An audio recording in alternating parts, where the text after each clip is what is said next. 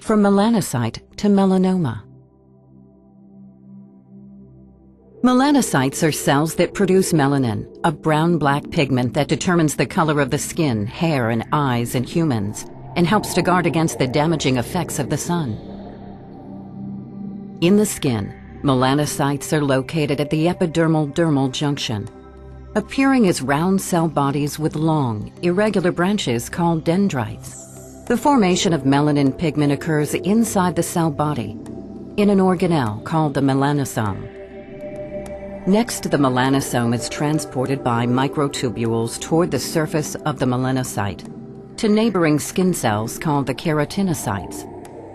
Melanosomes are then released into the interior of a keratinocyte, where they collect over the nucleus, protecting the nuclei of these dividing cells from the damaging effects of the sun.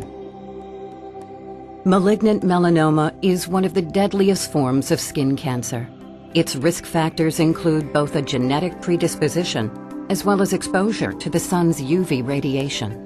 When UV radiation is absorbed by DNA in melanocytes, it may cause damage to the DNA, increasing the risk of melanoma. When UV radiation strikes the melanocyte's DNA, chemical changes may occur, which include the opening of bonds and reforming new bonds, creating errors in the cell's DNA. These newly formed bonds are biochemical errors and distortions that must be repaired so the natural helix structure of the DNA is restored and can function properly.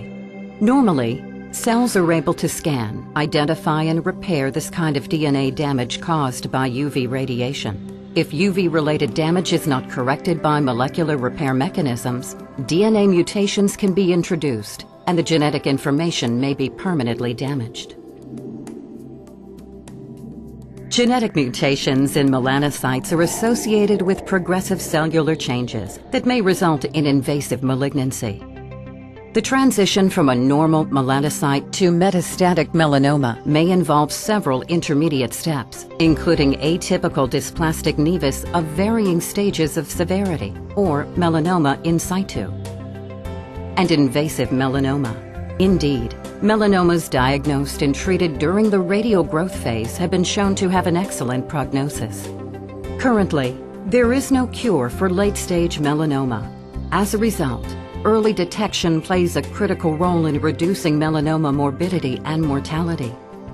New diagnostic tools to complement the visual examination of lesions, especially early-stage melanoma and borderline lesions, and those that lack the classic appearance of melanoma, could significantly enhance the detection process.